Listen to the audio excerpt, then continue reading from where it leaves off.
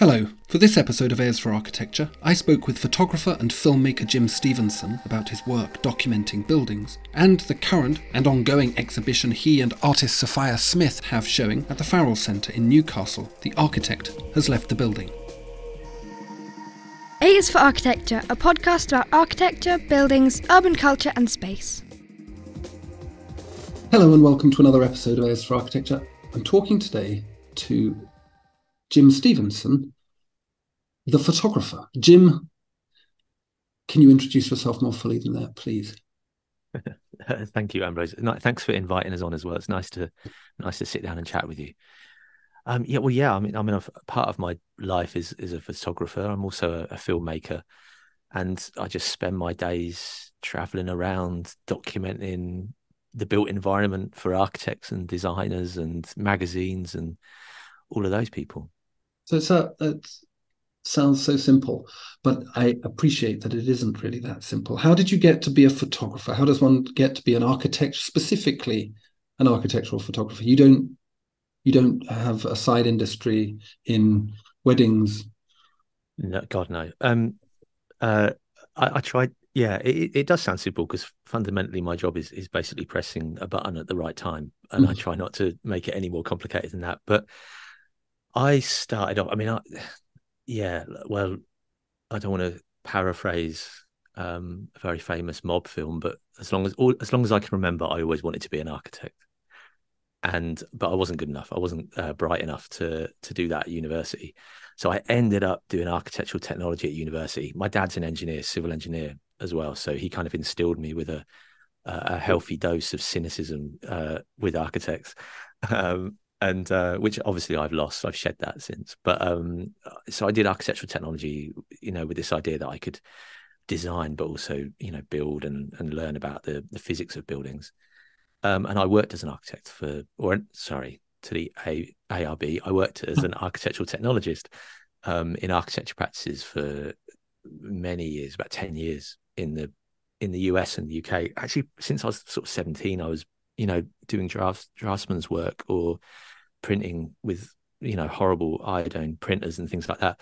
But then in 2009, when everything went terrible with the economy, or one of the times everything went terrible with the economy, I got made redundant and couldn't get another job. Like most of my work was, on site or doing,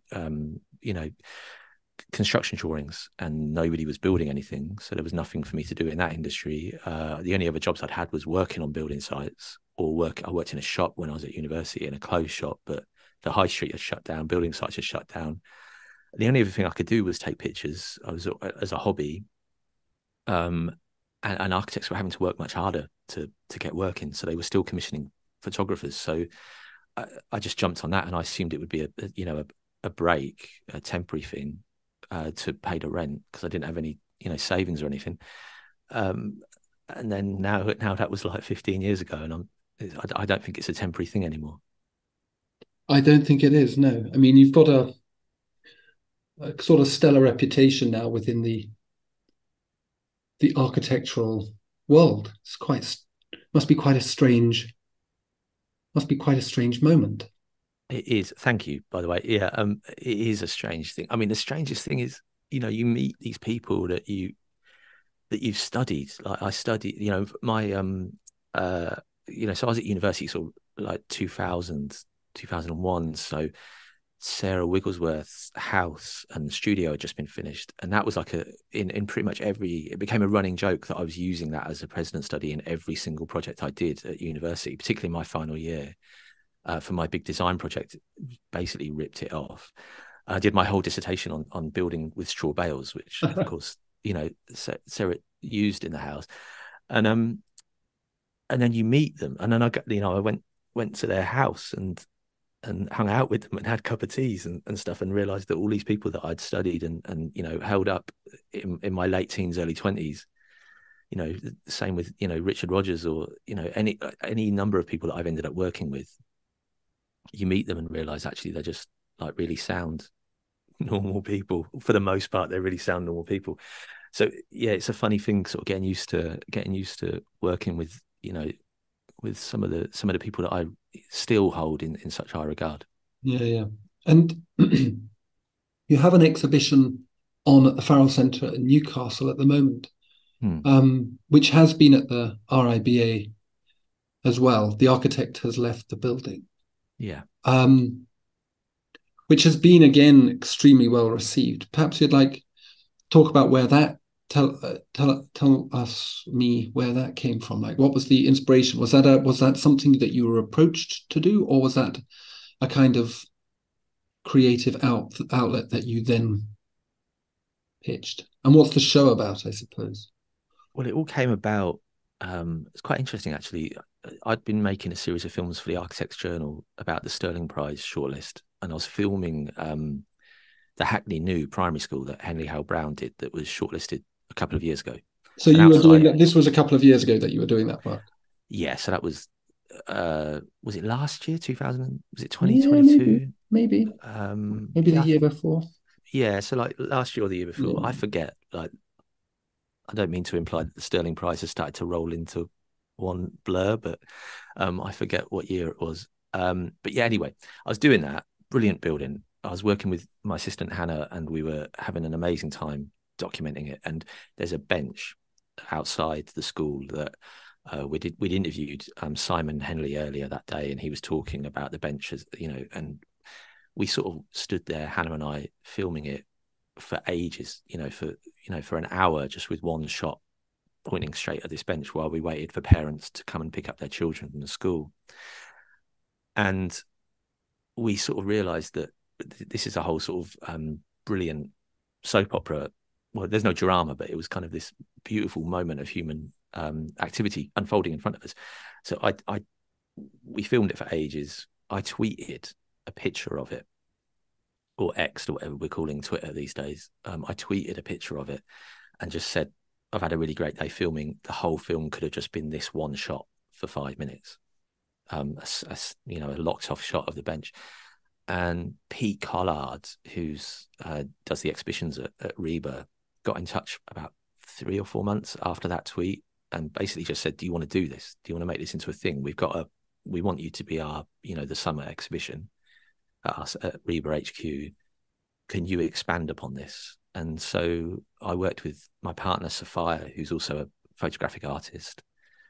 And we ended up sort of blowing this thing up and expanding it and expanded it. And the final thing features 14 different buildings from across the UK and is a sort of half an hour looping installation. Be 2 massive screens with 7 speakers surrounding you, all done by Simon James, this brilliant sound artist. Completely, I think immersive is a slightly overused word, but it is kind of completely immersive. You can't see anything else and you can't hear anything else. So it is immersive. And it's an exercise in people watching. The intention is that you can just sit there. Architecture becomes the stage set. It recedes into the background, and you can just sit there and watch everything unfold in front of you. And it's been lovely actually seeing the reception to it. That moment you had at Hackney Primary School, was that within your mode of practice as a film and photography documenter of building anyway? Was that is this the kind of photography that you have approached? And perhaps it would be interesting to talk about that a little bit, insofar as, generally speaking, most media of buildings has historically and still really normatively has avoided those kinds of things. People mainly, because they move around quite a bit, and also because they're scruffy. Yeah. I like the scruffiness. It absolutely was fitted exactly in our mode of working, and kind of. I suppose it's developed more in the last few years because my work's become slightly better well known. So I have a bit more freedom. People commission me because they want what I do rather than just commissioning me, as a camera technician. So in the last few years, that part of my work has developed a lot. But really, actually, fundamentally, that's what my interest in photography isn't in cameras, or isn't in the art of capturing one great image. It's in people using space, and it just is, the camera's just my tool to explore that. If I wasn't using the camera, I'd probably still be working in an architecture practice designing for people, so I might as well be documenting them using the space. And that's where all of my work, well, at its best, that's what my work does, is shows how people use space and sometimes misuse space, and sometimes that way is incredibly active, and sometimes that way is incredibly passive. But yeah, it was very much in the mode of how we would ordinarily work. And there's a kind of there's a history to that type of. I mean, I freely admit I know very, very little about photography. I am not a great photographer. I don't even have a camera. That's actually true. I have a phone. So what kind of this? How would you describe this mode of? What genre of film does this fit into? This image making fit into? Is there a kind of heritage? Is it I don't know, a slice of life? I don't know. I mean, it's documentary photography really is the basis of it. I mean, and when I use the word photography, really, I'm interchanging that between photography, still image, and moving image. And I'm just using the word photography because it's a mouthful to keep saying both each time. But yeah, I mean, my work is in photography. Is in documentary style, I suppose. You can't really call it true documentary because 95% of my work is commissioned by somebody. So you know, that removes an element of impartiality that means it's not true documentary, but it definitely takes its callings from documentary photographers and some kind of street photography, but less so. And that's really my interest. I mean, I used to run an organization called MiniClick for 10 years, where every month we put on a free photography lecture, and we used to get people from all over Europe come and do talks for us in Brighton. And we had some amazing people, and that was really my photography education, because, you know, I never studied it or anything. So it was that we were very heavy on featuring documentary photographers. So that's my interest. And what's the other side? I mean, is there another type of, there's documentary photography and there's other types. I mean, what are the other types, like heroic photography or kind of portrait photography, building portrait photography? I mean, there's that kind of beautiful sort of more art photography. You know, when we talk about like Hélène Benet's work or somebody like that, or, you know, even sort of going back, Balthasar Korab. No, I've got that name wrong. Sorry. Ezra Stoller. Somebody's going to send me a message. Balthasar Korab, is it? But yeah, these kind of images that, let's say Hélène Benet, because she's a contemporary. You know, her work is absolutely beautiful textures. It's all about, that a lot of her work's black and white, so it's all about tones and light, and completely, really the opposite of mine, because she very rarely features people in her images. And that's another way of documenting architecture. And then there's the very, I mean, I'm a commercial architectural photographer because I get paid for it, but then you get a more sort of commercial style within the sort of overall genre of documenting buildings that's more kind of real estate-y, which is kind of a different style in itself. But I think most of the images, most of the photographers that I'm into operate outside of architecture. They're social documentarians, and that's what I'm interested in. Yeah, I think it's really interesting to think about both those sides of things. This idea of the architect as the architectural photographer, and I'm also using photographer in the broad sense of filmmaking. People who commit things to film, I suppose. Image makers, really interested in that creative act that they are participants in the production of buildings to a certain extent, insofar as,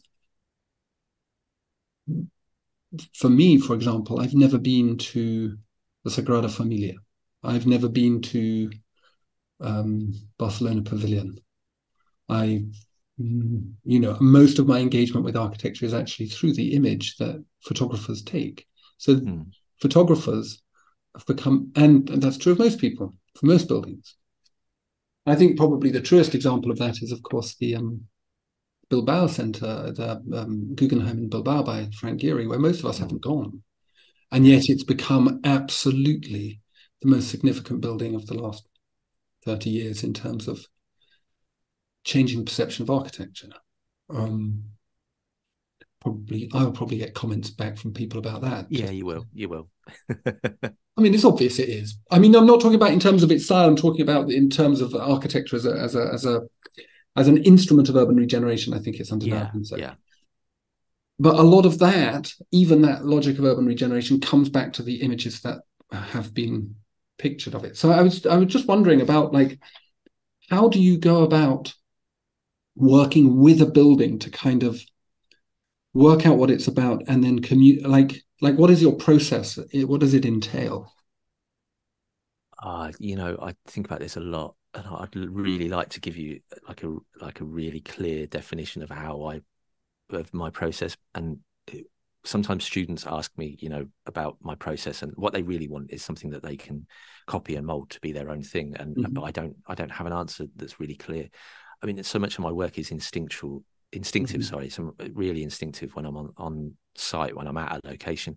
And I suppose those instincts are born out of having, worked in the architecture industry for a while, having designed buildings and been in, I know what goes into the design of them. So a degree of it comes from that. And then the other half of it comes from, the fact I know how to use a camera, and usually I know what composition is going to work all right. But a lot of it I'm just sort of trusting my instincts, and also trying really hard to remove ego from it, which I have to, if I'm completely honest, I have to check myself on, like most people do. I think most, particularly men, have to a little bit check our egos a little bit, because photography, like architecture, does lend itself and does have a history of exalting this idea of a lone genius, the lone creator that ventures out and solves something with this art that they are in charge of, architecture or photography, and which I think is,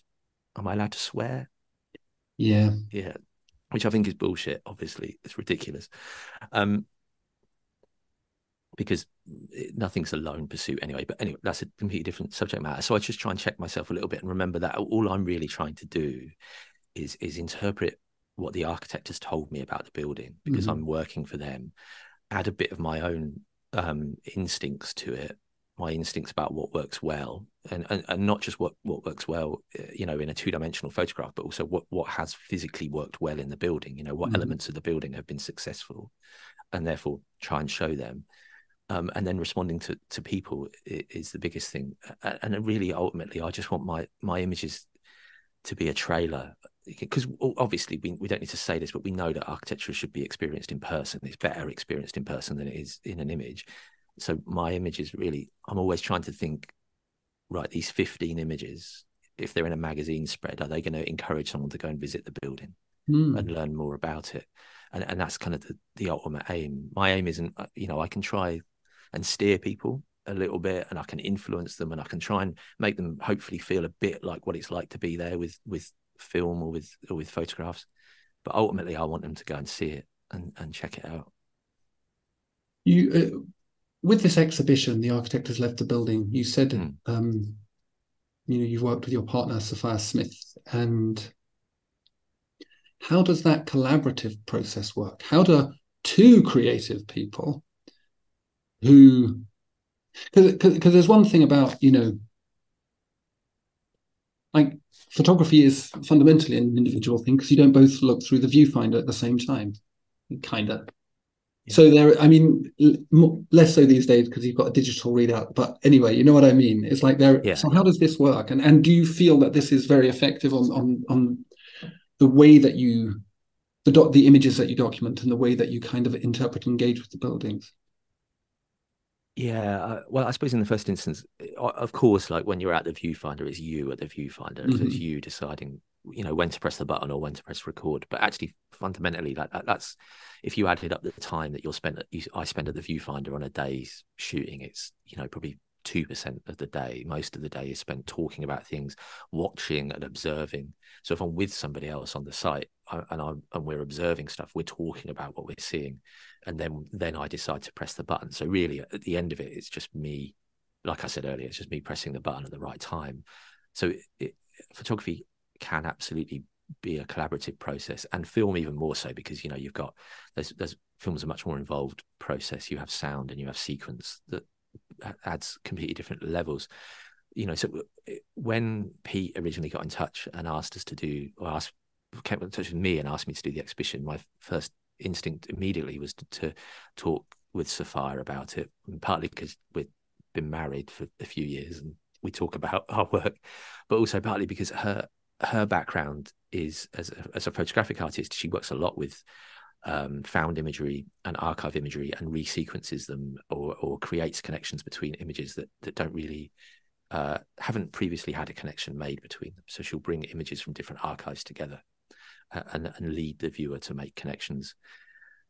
So particularly with her work, she did a project called Women Looking Out of Windows, which is incredible, an ongoing work that's amazing. But it just made sense. I think even if we weren't, partners and we didn't live together, I would have been looking for her or somebody like her to be involved, because I don't think Sophia was actually on any of the shoots that are part of the Architects That Left the Building. I think it was me with an assistant on each one.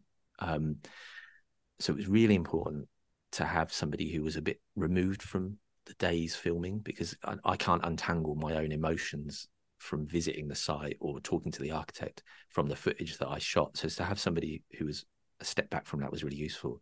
So we printed out a single frame from every single clip, really small, sort of on postcards, printed them out, and she covered the whole floor. Actually, every flat surface in our home got covered with these postcards, because there were hundreds of them. And she just spent, weeks just going around and linking them up visually and by material or by activity or something like that, form or some kind of graphic composition. And she was just linking them up and creating this paper trail that ended up becoming the sequencing in the film. So the sequencing in the film, it was really down to her. And then the third person in all of this was Simon, the sound artist, and his work in creating these like multi-layered, like dozens of layers of sounds that you can hear when you're in the space was completely fundamental to the project. So it very much was a group effort. And this was sound recorded in the environments of the buildings themselves, or? Oh yeah, well, some of it was the sound that I'd recorded in the space, but actually in a lot of cases it wasn't. And we said that to Simon specifically, that we weren't really interested in, because this film is an installation, really. It's really not supposed to be a true documentary, and we weren't interested really in telling some kind of like high truth about these buildings. So we said to him, just be creative with the sound. So in some instances you can hear the sound that was happening in the space, but in some instances it's completely made up sound. Sometimes it's a sort of musical tone or kind of a musical texture. One instance, because the sound that I'd recorded on site wasn't good enough quality, Simon constructed a tent in his living room, and he hooked up microphones to this tent, and he pulled the canvas over the top of the microphones. And if you've seen the film, you'll know the part that relates to. So he was, in every sense, this kind of mad professor creating these sounds that went along with the footage. And sometimes it's real and sometimes it's not. And that's the joy of it. Yeah, for sure. Obviously the installation Architect Has Left the Building has been reviewed a lot of places, and you sent me some links to some of that, which I'm grateful for. Tom Ravenscroft in DZ, I thought was really interesting, and he made this point about how your work makes people think about the connections between buildings and how people are connected to them, which I think is that a fair assessment of what you were trying to do? And yeah. and sort of like that's as I said in my notes to you, that's sort of heavy lifting, isn't it? That's like a lot to ask, or it's a lot of pressure to put on you as a kind of visual artist and photographer to do that. Like, that's complicated work. Yeah, it is. I mean, at my most ambitious, that's what I would hope my work does, is make people think about humans and our connection to buildings. I mean, I'd love that. So I hope at its best it can do that.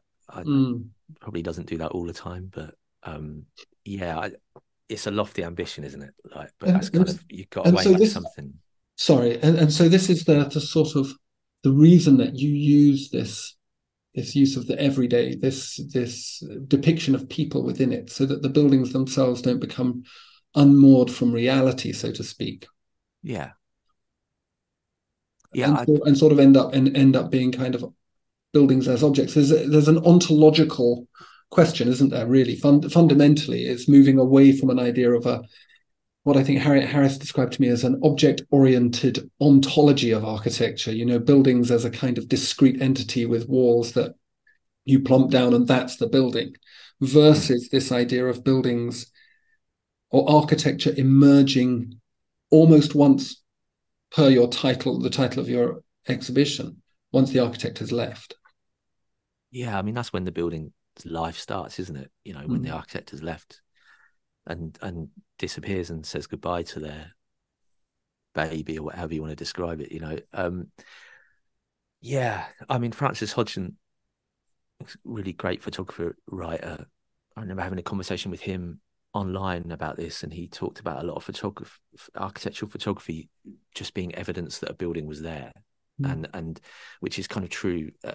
I do think in a lot of work, not all work, but in a lot of work that treats architecture as a kind of edifice or a sculptural object that has emerged from somewhere and suddenly exists.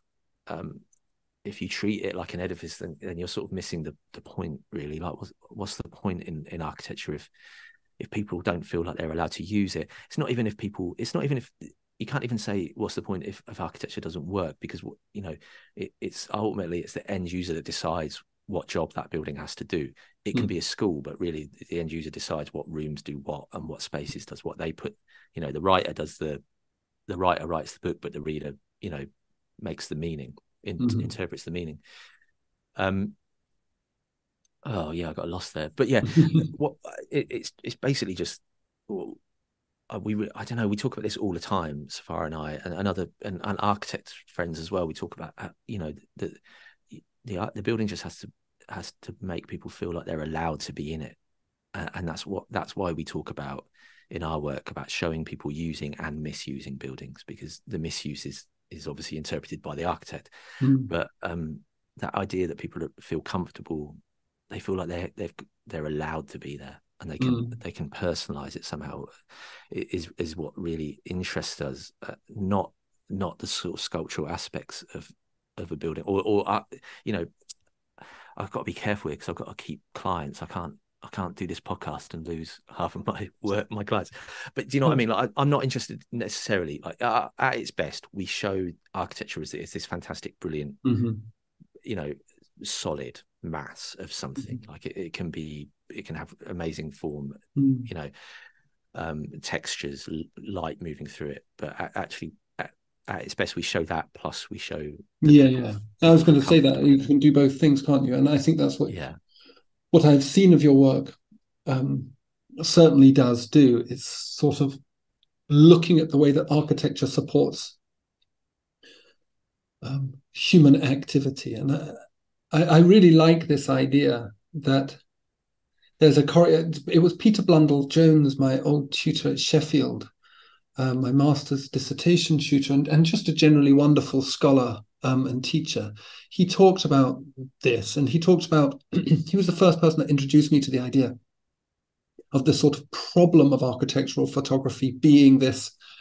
So moving away from Hélène Binet's kind of approach, which is extremely artistic and sort of undeniably so, and you wouldn't look at her work and say, why the hell isn't there any people in here? No, absolutely not. Whereas what was happening at the time, so this was in the early 2000s. I'm probably the same vintage as you, Jim. The photographs weren't artistic, but they also didn't have any people in them. They were just kind of like, wait till everybody's got out their head out the way. And the scruffiness of the messiness of human life had been extracted, not for any particular good reason, mainly possibly because the light was bad. They'd put it on a slightly longer exposure to make sure that they'd, whatever it was, and then humans would be fuzzy. Moving people would be fuzzy. I don't know what the reason was. I really liked this this thing that you see in yours, which is managing to like do both things at the same time, representing the design value or the design intention of the architects, and also the secondary intention of the user, and then the tertiary intention, which is the view and Sophia of being. You have this remarkably privileged position of being able to fix this building in time. Yours is the legacy. Yeah, this is when I talk about checking our egos a little bit. Like I can't think of my work as legacy too much, otherwise I'd oh God, I'd run out of control. I'd run amok. But no, but it is true though. Like I am conscious that my images, as with all photography, has two lives. That what the first life is that my work is news. It's when architects put those images out there into the press or into social media, and they say, "Look, we just finished this building, and we want to celebrate it. And here's some photographs so you can learn a bit about it." The other life that my photographs live comes 20, 30, 40 years later, when they're a historical document, and it's like going through an archive then. So there is a sort of degree of that. I mean, I do love looking at, well, everyone loves looking at old photographs of old buildings, or streets that have changed. There's a sort of endless fascination with that, even if it's only 20 years ago.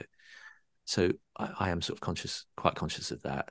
I think a lot of that sort of style of photographing architecture that was so prevailing for such a long time, particularly, like you were just saying, sort of in the 90s and 2000s, where there weren't any people. I mean, there was a lot of photographers that really liked doing that because, our profession, architectural photography, is quite a technical profession, and it's very satisfying when you get all the technical aspects of it perfect, and it's a lot easier, it's a lot sort of purer to get all that that technique right, without people. But a lot of it was architects led as well, and I still get it today when architects say to me, "We want you to go in and take the pictures before the people mess it up." And which is always it's just always a bit disappointing, to be honest. Like the idea that people might mess up the building that was designed for them, I sometimes I understand it. Like, part of my job, if I'm photographing a home, for instance, is moving furniture around, and sometimes there'll be furniture that we don't particularly want to be in the shot. But if it's a public building, how much messing up can people do, really? Like, it was meant for them in the first place. And I know it's frustrating when they stick up, laminated A4 signs everywhere in a community centre, but that's a community centre. That's what happens. Like, I remember photographing the brilliant LSE student centre that John O'Toole did a while back, the beautiful brick building. And we're going to photograph that, and it was around the time of the student elections were happening. And every internal surface in this concrete and brick monolith was covered in in these neon, gaudy, vote for me for, social chair or posters, like everywhere. And it had clearly become a game with the students to see who could get one the highest. So they were like, people must have been climbing up walls to pin these up there. And it was a total mess, but brilliant and really quite genuinely. I mean, you can't ever pinpoint this kind of thing, but that is one of the projects that I remember visiting, photographing, and just thinking, I love this. Like this mess is actually like perfect. And the fact that those students felt they could do that, they felt that they were allowed to do that in that building, speaks to the success of that building, just as much as the form of it and the materials and the choreography of moving around it does. You find that the architects that you work with are happy in this, because there seems something anonymizing in that approach. This idea of taking a building like that, the old O'Donnell Toomey building, and then the thing that's going to jump out at you as the viewer is the life that exists within it, which certainly decenters the architect. In a way, decenters the building from public interpretation or engagement with it through the image. Do you think the architects like that? Is that something that, I mean, obviously that's probably why they come to you, isn't it? Yeah, that particular building I did for the Architects Journal, so I had a bit of editorial freedom on that. Although I do think the architects probably wouldn't have minded that too much. Having met them and chatted with them, I don't think they would have been too concerned by it. I think at this point, I think I'm quite fortunate at this point in my career. Most architects come to me because they know, because they want that. And if they don't know when they come to me, you know, after we've had a conversation on the phone or Zoom or Teams or whatever, at some point it normally comes up that, you know, are people going to be there? Can we get, you know, can we go on a day when it's going to be busy? Or if it's a private house, you know, can the homeowners be in the photographs? Can we have the family around when I'm documenting?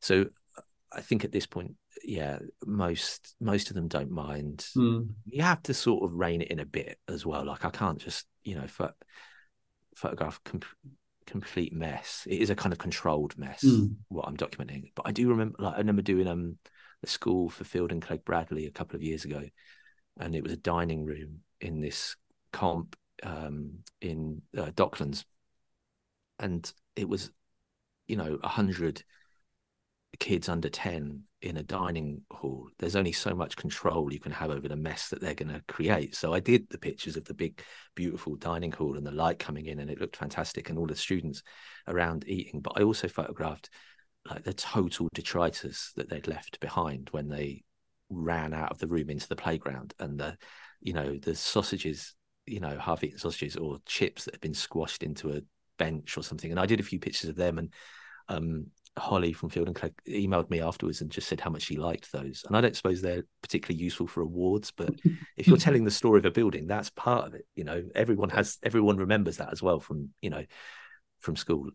So I think I'm allowed to get away with it a little bit in a controlled way. I think it's really interesting to think of you as another actor within the production of architecture, and this being this, and then Simon Henley and Henley Hale Brown work, May's work, and there's a whole host of projects work. Hannah wrote a lovely review of your exhibition in Apollo, which you sent link to me for, and it is really nice. And there is this moment, I think, that's occurring where there's a kind of desire to,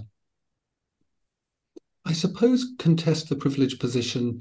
It's a sort of nonsense privileged position of the author, the architectural author. But I was interested. I was thinking about this issue of authorship as you were talking. This not only in relation to your collaborative work, for example, with Sofia, but also in relation to the idea of, I suppose, again, going back to your practice, your process, like how you go about editing these things, and to what extent does authenticity feed into the, you know, the desire for quote unquote authenticity feed into what you do? And it's a complicated concept, authenticity. I haven't really got my head around it, but I was wondering if this was part of your trying to find the voice of the building through the people that use it is an act of sort of discerning authentic voice. Yeah, I suppose there's a temptation, you know, with my work when it's at its best and it's got this sort of controlled mess and scruffy people, or not so scruffy people in it.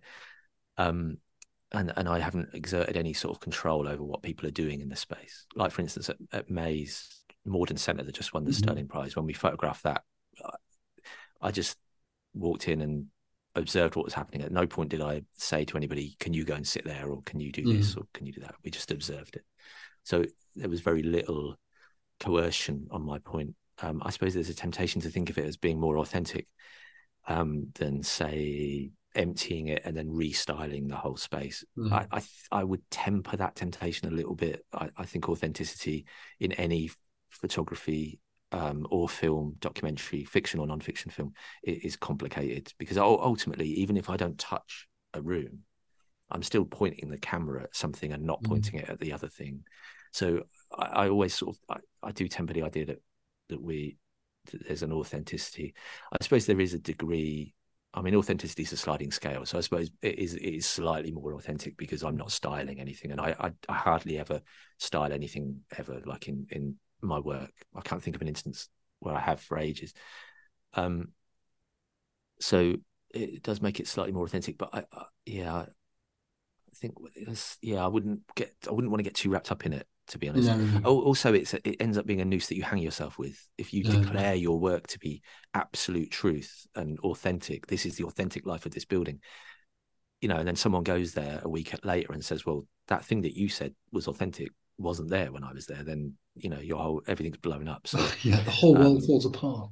Yeah, but it's an interesting and quite complicated thing. I mean, because of the rise of these social media platforms in which people post photographs, and inauthenticity is the name of the game on there. I mean, you're immediately invited to run it through a filter, straighten the lines, heighten the contrast, sharpen it up, put a little vignettes. It's all of these rather pastiche things. And I do remember commenting on one of my ex-students who had gone all the way to Philadelphia to photograph Louis Kahn on his phone, and then running the Louis Kahn through a filter. And I thought, how dare you? Like, who the hell are you?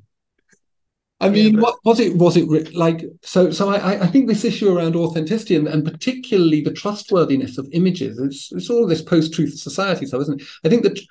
I think that I don't know, maybe you disagree, but the photographer, the formal official photographer, has an actual kind of ethical responsibility to try and tell some sort of truth, whether it's of the building as just an empty piece of space and stuff, or as do you not agree? I mean, I don't know. I don't know if I agree totally. I mean, it's not black and white. I do agree to an extent, but my job isn't. Okay, let me try and phrase this properly. My job isn't to tell you exactly what color the brick was, or exactly what shade of brown or amber the timber cladding was. My job is to make you feel like, give you a little feeling of what it might be like to be there. So the minute I choose to do that, rather than this very exacting, otherwise I'd be a forensic photographer, wouldn't I? Like, I spoke about the photography talks we ran earlier, and I remember we had a forensic crime scene photographer come and talk to us one month, and his job was to eliminate any doubt that the thing that he was photographing is exactly how he would do it. So it is exactly what had happened. So if he was photographing a bloody knife on the kitchen floor, he would have to light it. He would have a flash with him so he could light it, so that the colors on the floor and the dimensions, everything was perfectly lined up. Everything was exactly as you would see it if you walked into the room. And that's a scientific pursuit of photography, and necessary for the purposes of his images. My images aren't forensic. They're not a scientific documentation of the space. They're intended to give you a little feeling of what it might be like to be there. So, for instance, the Peter Zumthor house in Devon that he did for Living Architecture, when I turned up there, it was misty and windy and cold and dark when I first turned up to photograph it, because I went round to do a little recce the night before. In the images, I turned up the blue in the image because I wanted you to feel colder when you were looking at it, because it was fucking cold when I was there, and I wanted you to feel cold when you were there.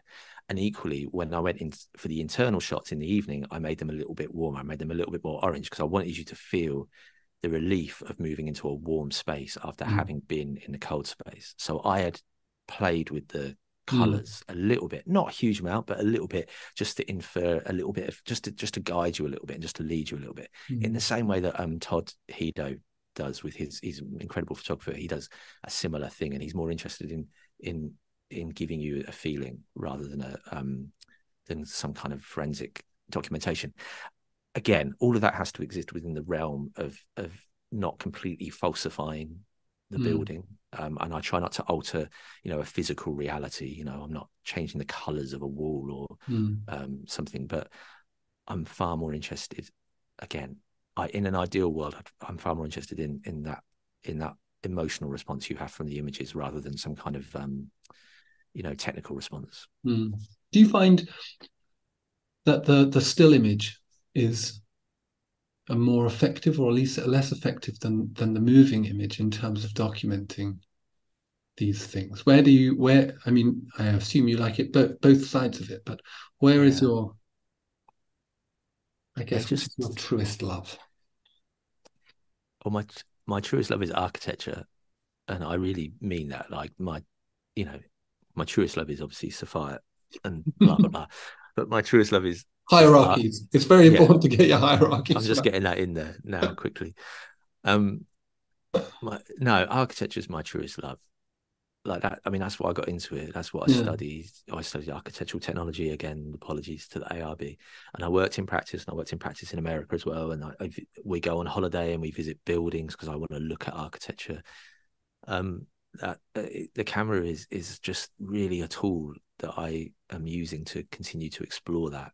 And I'm incredibly lucky that I get paid to do that. And I can't separate still from moving images.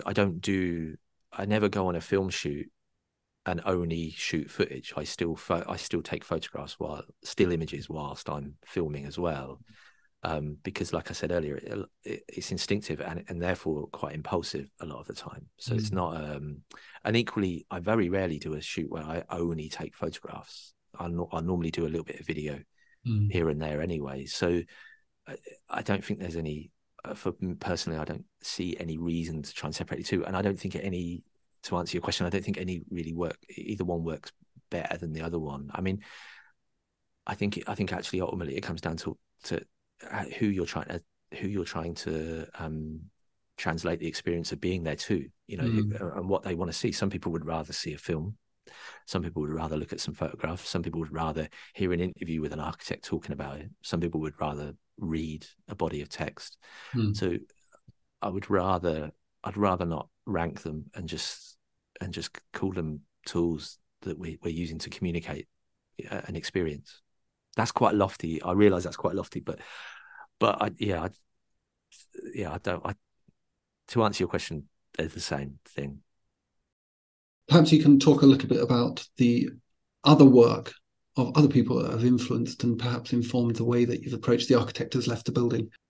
Yeah, there's been some huge influences on it. I mean, The Architect Has Left the Building is made up of a series of shots. The camera barely moves the whole time. In fact, I don't think the camera does move at all in the whole film, I think. And there's single shots of just watching people move in and out of space. And so 10 Meter Tower, which is a brilliant Swedish film by Max van Artrik and Axel Danielsson, is a single shot of the top of the 10 Meter Tower in a swimming pool in a public baths, and you just watch members of the public go up to the top and build up the courage to jump off. And it has no jokes in it, but it will make you laugh out loud. It has no big romance story in it, but it will tug at your heartstrings. It has no peril in it, but there'll be bits where you'll be on the edge of your seat.